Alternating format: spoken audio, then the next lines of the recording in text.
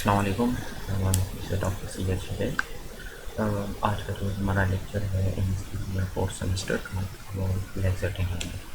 लेक्सर्टेनिल के बारे में आपने कंफ्यूज नहीं होना, क्योंकि ये मार्केट में ब्रोमाज़ेपाम के नाम से भी आता है। लेकिन लेक्सर्टेनिल बहुत पहले का ब्रांड है, जो कि आपकी सिलेबस में लेक्सर्टेनिल के नाम से है, लेकिन मार्केट में जो आजकल स्पेशली जो बहुत ज़्यादा अवेलेबल है वो ब्रोमाज़ेपाम के ब्रांड के साथ आता है। तो इस वजह से इस पे ज़्यादा फोकस ना करें। कंफ्यूज होने की ज़रूरत बिल्कुल नहीं है कि आप इससे कंफ्यूज हो जाए कि ये लेक्सर्टेनिल कोई अलग चीज़ है। तो लेक्सर्टेनिल स्पेशली इस पे ज़रा सी डिस्कस कर लेते हैं।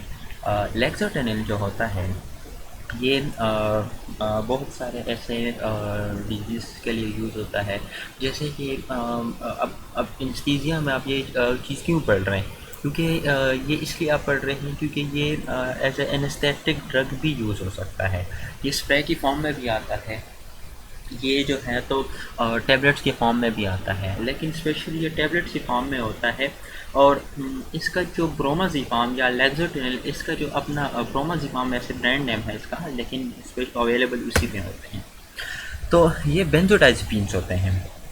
तो जैसे कि आपको पिछले लेक्चर्स में पता ही है कि बेंजोडाइज़ेपिन जो होते हैं वो किस काम के लिए यूज़ होते थे, तो इसी तरह ये भी है, लेकिन इसका अपना स्पेसिफिक काम होगा।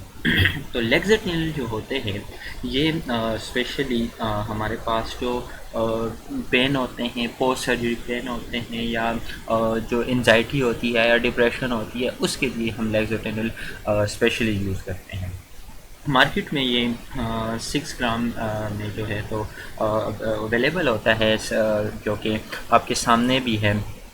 ये जो होता है ये 6 ग्राम में अवेलेबल होता है, लेकिन स्पेशली इस पर मैं आपको ये बात करूँ कि ये जो होता है आपको फिर डॉक्टर की प्रिस्क्रिप्शन के मुताबिक आपने यूज़ करना होता है। इसी मेडिसिन को या इसी टैबलेट को फिर आप उसके साथ प्रिस्क्रिप्शन के साथ ले सकते हैं। एक गोली जो होती है वो 6 mg तक होती है, तो उसको आप फिर क्या कर सकते हैं उसको आप डिवाइड भी कर सकते हैं अगर आपके डॉक्टर की प्रिस्क्रिप्शन के मुताबिक। इसमें कम भी आते हैं, लेकिन स्पेशली जो रियल ब्रांड्स होते हैं लेक्सर्टेनिल के, वो होते हैं 6 mg ही होते हैं। और जो मार्केट में जो अवेलेबल होते हैं आपके सामने ये है, जो कि मार्केट में इसी तरह के ड्रग के नाम से इसी तरह उसके साथ ये मार्केट में अवेलेबल होते हैं। चलिए अब ज़रा अपने टॉपिक पे जाते हैं। तो टॉपिक में ब्रोमाज़ेपाम या लेक्सर्टेनिल ये मुख्तलिफ़ ब्रांड के साथ जो होते हैं अवेलेबल होते हैं, और ये एंटी एंजाइटी एजेंट इसमें होते हैं या एंटी एंजाइटी ड्रग इसमें होते हैं। और ये अक्सर बाज़ औक़ात आपको पता भी होगा कि ये जो बेंजोडाइज़ेपिन्स होते हैं या डायज़ेपाम जो होते हैं, ये क्या होते हैं, ये सॉरी अपने आप को उसके साथ क्या करता है, अपना इंसान इसके साथ आदी हो जाता है।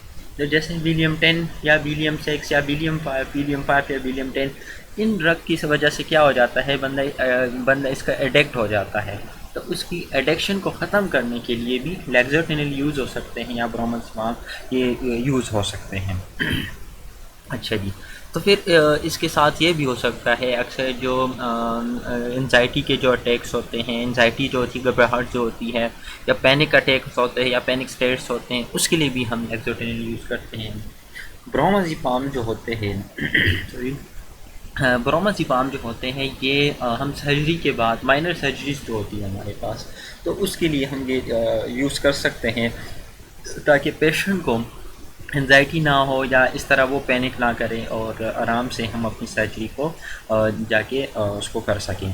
तो ये जो बेंजोडाइज़ेपिन्स या डायज़ेपाम, ये ड्रग जो लेक्सर्टेनिल उसी की ही ब्रांच में आते हैं, उसी की सब ब्रांच में आते हैं, जो कि स्पेशली किसके लिए यूज़ होते हैं, एंजाइटी एंटी एंजाइटी एजेंट्स होते हैं। और ये जो होते हैं इसी के भी साइड इफ़ेक्ट्स वही होते हैं जो डायज़ेपाम या विलियम 10 या विलियम 5 के होते हैं, लेकिन बाज़ औक़ात हम विलियम 10 या विलियम 5 उस किस्म के ड्रग्स को, उसकी एडिक्शन को, उसकी आदत को छुड़वाने के लिए हम क्या करते हैं, लेक्सर्टेनिल यूज़ करते हैं। और ये जो हम छोटी सर्जरीज़ करती है, जो हम माइनर सर्जरीज़ करते हैं, उसके लिए भी हम क्या करते हैं, लेक्सर्टेनिल यूज़ कर सकते हैं। तो क्वेश्चन आता है कि क्या लेक्सोटान या लेक्सोटेनिल जो होता है, क्या ये हमें स्लीपी या स्लीपी मोड में लेके जा सकता है? तो बिल्कुल। इसके साइड इफ़ेक्ट्स में भी आते हैं। इसके साइड इफ़ेक्ट्स में यही आते हैं कि लेक्सोटेनिल जो होते हैं ये क्या करते हैं, ड्राउजीनेस या डिजीनेस भी कुछ लोगों में काज कर सकता है, या कुछ लोगों की इफेक्टिवनेस जो अलर्टनेस होती है उसको भी अफेक्ट कर सकता है। बाज़-औक़ात इसको क्या करते हैं, प्रिस्क्रिप्शन डॉक्टर बाज़-औक़ात यही करते हैं कि इसकी प्रिस्क्रिप्शन इसी तरह करते हैं कि ये खाने से मतलब इतना टाइम पहले लेना होता है कि रात को देर से ना लें।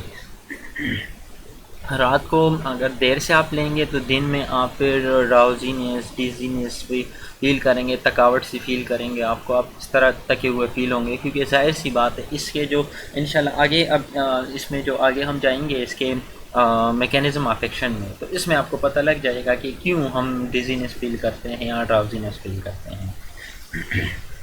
तो हमारे पास जो लेक्सोटान या लेक्सोटिन जो होते हैं बिल्कुल ये स्लीप इफेक्ट काज कर सकते हैं, और इसकी वजह से बहुत से लोगों में डिजीनेस या ड्राउजीनेस काज हो सकता है। जो स्पेशली ये ड्रग्स जो होते हैं प्रिस्क्रिप्शन बग़ैर प्रिस्क्रिप्शन के आप यूज़ नहीं कर सकते, क्योंकि ये बहुत ही ज़्यादा क्या कर सकते हैं आपको मतलब इसके साथ साथ आपको इसके साइड इफ़ेक्ट्स भी काज हो सकते हैं। इसके मतलब ये बहुत सी चीज़ों के लिए यूज़ होता है, जैसे बाइपोलर डिसऑर्डर्स होते हैं।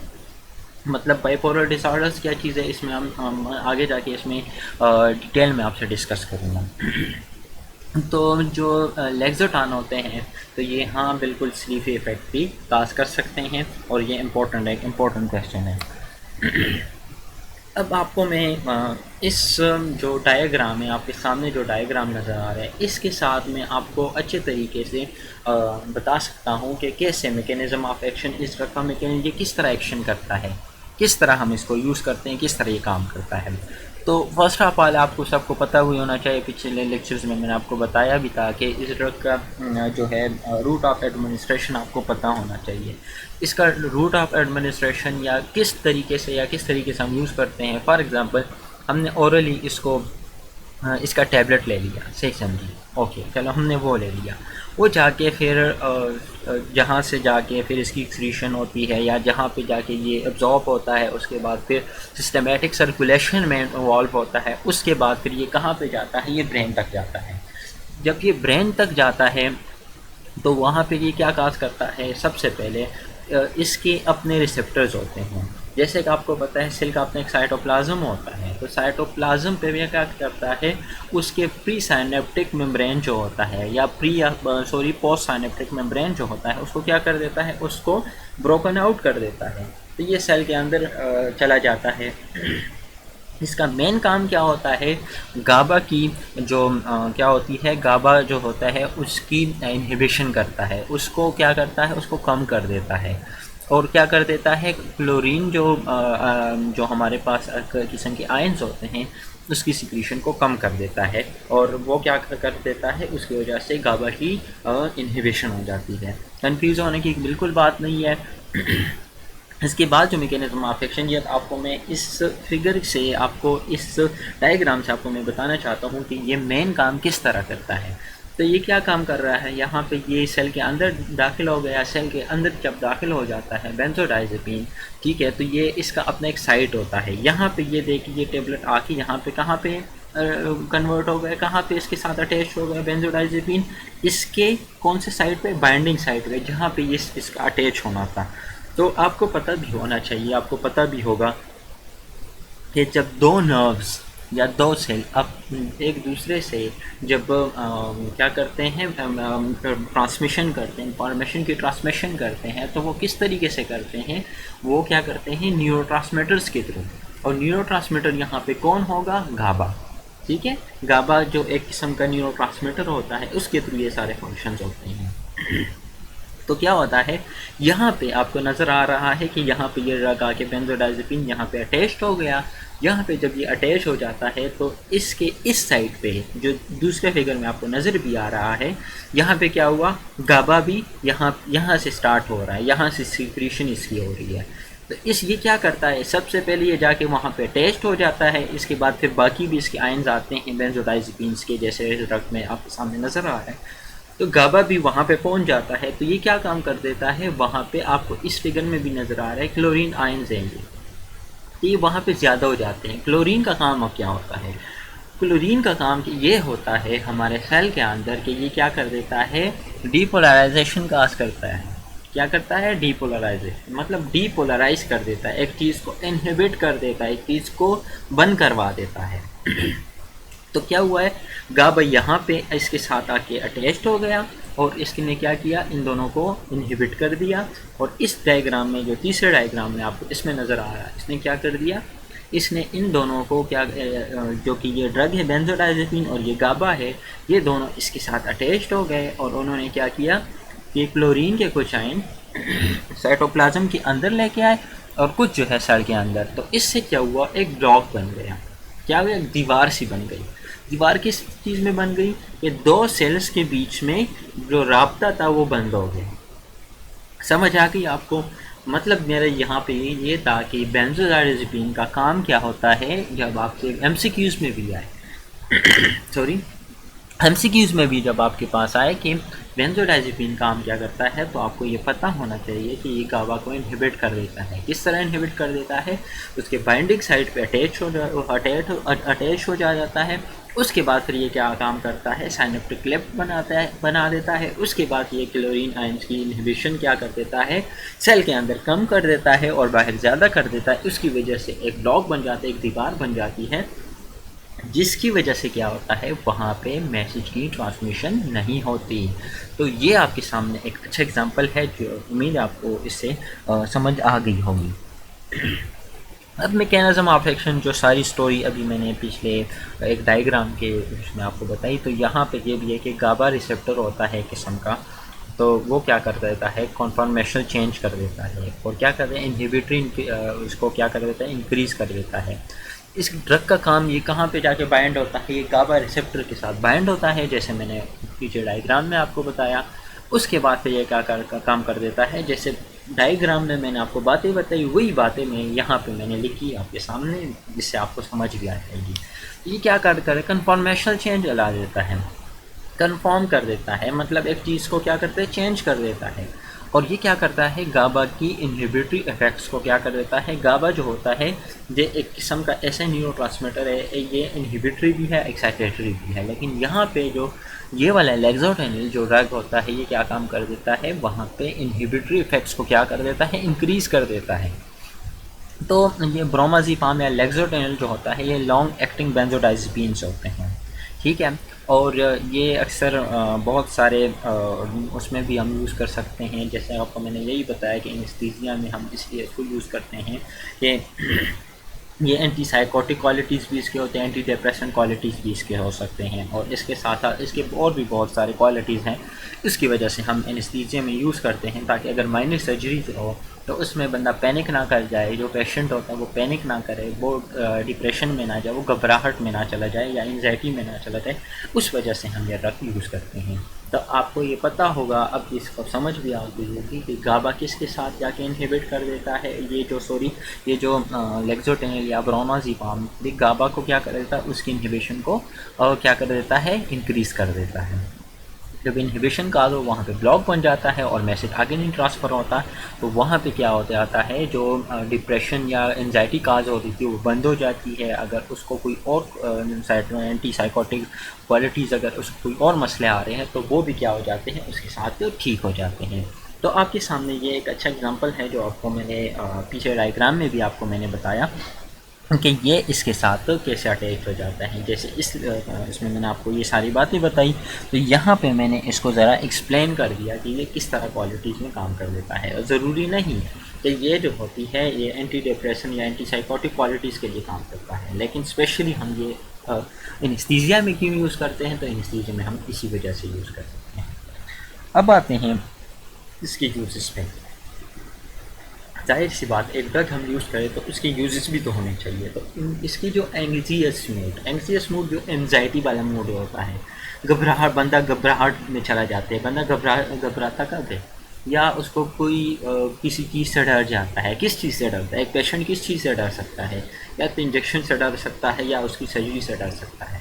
ज़ाहिर सी बात है उस बंदे को पता होता है कि मेरी सर्जरी होगी और माइनर सर्जरी होगी बेशक, लेकिन फिर भी उसके दिल में खौफ होता है। तो उस खौफ को ख़त्म करने के लिए हम ये ड्रग यूज़ करते हैं, जो कि हमारे पास अब एंजाइटी के डिसऑर्डर्स भी हैं। हमारे पास बहुत सारे डिसऑर्डर्स हैं, आपको पता भी होना चाहिए कि बहुत सारे ऐसे जो हमारे पास डिसऑर्डर्स हैं एंजाइटी के, तो उसमें ये भी होता है कि बंदा एक टाइम सही होता है, इसके बाद फिर ज़रा सा, और ये अक्सर ज़्यादातर ये जो होता है ये हमें पेरेंट्स से ही आते हैं। ये एंजाइटी जो डिसऑर्डर्स होते हैं उसके, ये हमें उस तरफ से भी आ सकते हैं। हाँ, इसके जो होते हैं जो एक्सटर्नल फैक्टर्स भी होते हैं, लेकिन यह है कि इंटरनल फैक्टर्स भी इसके साथ अच्छे खासे इन्वॉल्व होते हैं। तो उसके लिए भी हम लेक्सोटेनिल यूज़ कर सकते हैं या ब्रोमाज़ेपाम, हम ये यूज़ करते हैं।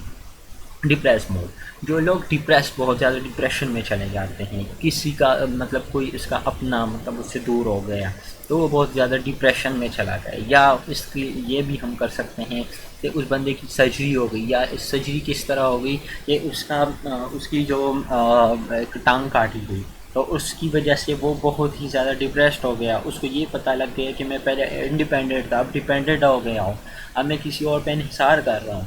तो उसकी वजह से उसके दिमाग में तो ये डर बैठ गया कि अब मैं तो हूँ कि मैं लाचार हूँ, अब मेरे जो है तो सारे लोगों का मैं मुहताज हो गया हूँ।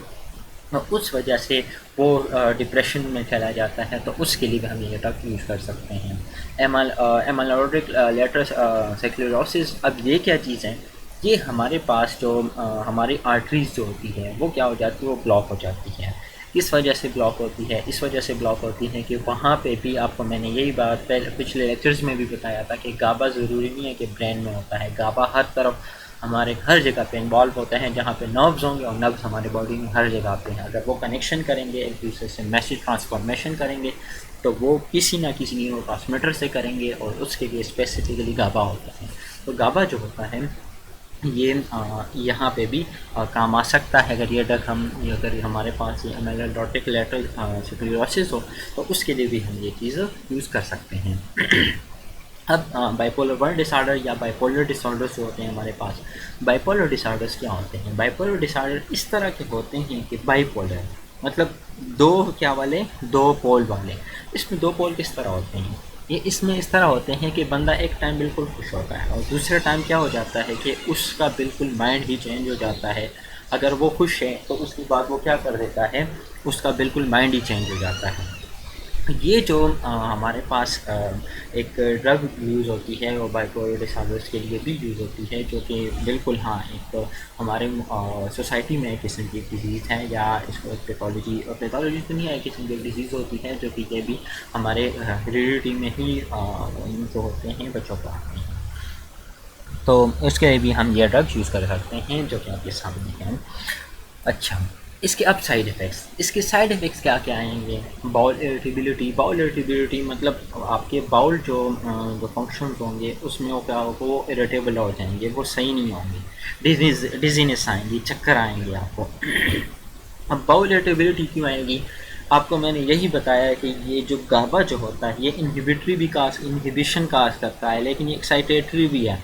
तो ये बाउल इरिटेबिलिटी का मतलब यहाँ पे ये है कि ये ड्रग वहाँ पे, ये जो गाबा है ये वहाँ पे क्या काम कर रहा है, अगर ब्रेन तक तो चला गया, इसने तो अपना काम कर दिया, इसके साइड इफ़ेक्ट्स भी आएंगे। तो इसके साइड इफ़ेक्ट सबसे पहले कहाँ पे, बाउल पे भी आएंगे। तो बाउल में उसकी क्या होगी, जो यूरिन इनकॉन्टिनेंस होता है, आपका जो पेशाब होना है उसमें क्या हो जाएगी, या फिर ज़्यादा हो जाएंगी या कम हो जाएंगी। तो वो ये भी काज करते हैं। क्यों काज करते हैं? क्योंकि वहाँ पे भी गाबा प्रेजेंट है, तो वहाँ पे हो सकते हैं वो एक्साइटेटरी इफेक्ट काज कर रहा है, उसकी वजह से ये चीज़ हो सकती है।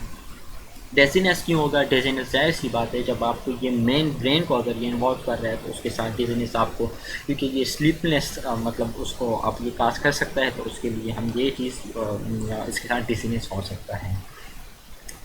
इसके साथ क्या होता है कि एक्सेसिव डे टाइम स्लीपनेस, मतलब इसको साल्मोनेलिस भी बोलते हैं। इसका मतलब ये है कि दिन के वक्त वो बहुत ज़्यादा सोता है, ठीक है। तो दिन के वक्त वो बहुत ज़्यादा सोता है या दिन के वक्त बहुत ज़्यादा नहीं सोता। क्यों ये इस तरह होता है? क्योंकि आपको पता है कि हमारा जो ब्रेन है वहाँ पे ये इन्वॉल्व हो रहा है। गाबा को क्या करता है? इनहिबिट कर देता है, उसकी इनहिबिशन को इंक्रीज़ कर देता है। तो ज़ाहिर सी बात है हमारे बाकी के फंक्शन भी इसके साथ क्या होंगे? तो वो अफेक्ट होंगे।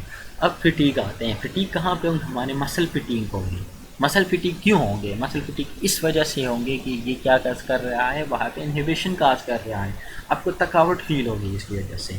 इस वजह से अब हेडेक, हेडेक क्यों होंगे? हेडेक इस वजह से होंगे क्योंकि आपके ब्रेन में आपको पता है अगर आप आराम से ही नहीं मिल पा रहा या आराम आप हद से ज़्यादा कर रहे हैं या इसमें इसकी वजह से ये भी आपको सामने ये भी आ सकता है कि वो बंदा बहुत ही ज़्यादा क्या कर रहा है, बहुत ही ज़्यादा एक्टिव हो गया या बहुत ही ज़्यादा क्या कर रहा है, उसको कोई और मसला आ गया तो उसकी वजह से इसको हेडेक हो सकते हैं। इंक्रीज़ एपेटाइट, ये भूख को भी ज़्यादा कर देता है, मतलब जो भूख लगना होता है वो ज़्यादा कर देता है। ये क्यों ज़्यादा कर देता है? क्योंकि ये ब्रेन को इफ़ेक्ट करता है और ब्रेन जो होता है वहाँ पे आप सबको पता है कि वहाँ पे हमारा जो सिस्टम्स होते हैं, ब्रेन के अपने पार्ट्स होते हैं जो इस चीज़ के लिए यूज़ होते हैं, एपेटाइट के लिए यूज़ होते हैं, हमारे मसल्स के लिए यूज़ होते हैं, ये सारे के सारे किसके लिए यूज़ होते हैं? ये एपेटाइट के लिए ही भी, मतलब ये इसको इंक्रीज़ करे, इसके ये मेन साइड इफ़ेक्ट्स होते हैं। अब आते हैं हमारे पास ब्रांड्स नेम। मतलब अगर फॉर एग्ज़ाम्पल जैसे आपको मैं ये भी बताऊं कि अगर आपके पास पेपर में ये आ गया है कि भाई लेक्टोपाम क्या चीज़ है, लेक्सोमेल क्या चीज़ है, लेक्सोटान पे लिख के, कुछ लेक्सलियम पे लिख के ला, लेक्सिरोन पे लिख के, या ब्रोमा या ब्रेंजीपाम पे लिख के ला, रिकोटेनिल पे लिख के, या ब्रोमास, ये जो आपके सामने सारे के सारे नाम है ये जो आपके सामने सारे के सारे ना ये ब्रांड्स नेम है। मार्केट में आपको इस यही ब्रांड्स आपको मिलेंगे। वो अलग बात है पाकिस्तान में अगर इन्होंने कोई और इसके वो बनाए तो वो उसका हम कुछ नहीं कर सकते। तो मार्केट में स्पेशली जो अवेलेबल होते हैं वो लेक्टोपाम आते हैं या लेक्सोमेल या लेक्सोटान, लेक्सिलियम या लेक्सिरोलियम, ये सारे के सारे हमारे पास मार्केट में यही ड्रग्स अवेलेबल होते हैं। अगर पेपर में भी आपके पास इस तरह का कोई क्वेश्चन आए कि भाई जो है ब्रोमेस पे या सोमोलियम या लेक्साटिन पे इस तरह के कोई क्वेश्चन लेके या नोट लेके इसका मैकेनिज्म ऑफ एक्शन लेके, तो आपने ये नहीं कहना कि सर ने तो हमें पढ़ाया ही नहीं है।